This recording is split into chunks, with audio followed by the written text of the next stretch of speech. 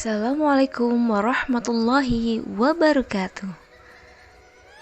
Halo sobat calon guru penggerak.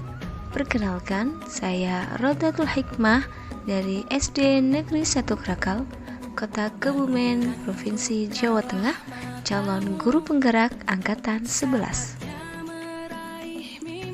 Pada kesempatan kali ini, saya akan memaparkan koneksi antar materi Modul 2.1 memenuhi kebutuhan belajar murid melalui pembelajaran berdiferensiasi. Lakukan refleksi secara individu terhadap perjalanan pembelajaran Anda hingga saat ini dengan merespon beberapa pertanyaan dan tugas berikut ini. Buatlah kesimpulan tentang apa yang dimaksud dengan pembelajaran berdiferensiasi dan bagaimana hal ini dapat dilakukan di kelas. Jelaskan bagaimana pembelajaran berdiferensiasi dapat memenuhi kebutuhan belajar murid dan membantu mencapai hasil belajar yang optimal. Jelaskan pula bagaimana Anda melihat kaitan antara materi dalam modul ini dengan modul lain di program pendidikan guru penggerak. Apa yang dimaksud pembelajaran berdiferensiasi? Pembelajaran berdiferensiasi adalah metode pengajaran di mana guru menggunakan berbagai cara yang berbeda untuk memenuhi kebutuhan individu setiap siswa sesuai dengan karakteristik, tingkat kemampuan, minat, dan gaya belajar mereka. Tujuan utama dari pembelajaran berdiferensiasi adalah menciptakan pengalaman belajar yang lebih sesuai dan efektif untuk setiap siswa, sehingga mereka dapat mencapai potensi maksimal mereka.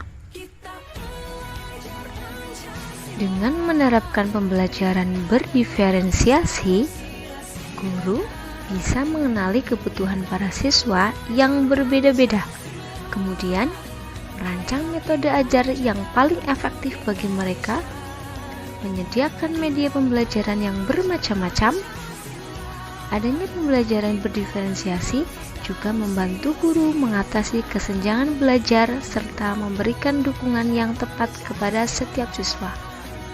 Siswa pun dapat lebih termotivasi untuk terlibat secara aktif dalam kegiatan pembelajaran. Bagaimana cara melakukan pembelajaran berdiferensiasi di kelas? Yang harus guru lakukan untuk melakukan pembelajaran berdiferensiasi di kelas? Yang pertama, memahami tujuan pembelajaran. 2. Mengetahui dan merespon kebutuhan belajar murid. 3. Menciptakan lingkungan belajar yang mengundang murid untuk belajar. Keempat, melakukan manajemen yang efektif. Kelima, melakukan penilaian yang berkelanjutan. Untuk mengetahui kebutuhan belajar murid, maka guru harus mengetahui 3 aspek diantaranya kesiapan belajar murid, minat murid, dan profil belajar murid. Kesiapan belajar murid. Pada tahap ini, guru harus melakukan asesmen awal untuk mengetahui seberapa siap murid mengikuti pembelajaran dan menentukan apa yang murid sudah ketahui. Minat belajar murid berhubungan dengan ketertarikan siswa terhadap suatu materi atau aktivitas tertentu. Pembelajaran yang didasarkan pada minat akan membuat siswa lebih tertarik dan termotivasi karena mereka merasa senang dan puas dengan apa yang dipelajari. Profil belajar murid berkaitan dengan lingkungan, gaya bahasa, budaya, kecerdasan majemuk yang berbeda-beda antara satu anak dengan anak yang lain. Bagaimana cara mengidentifikasikan kebutuhan belajar murid?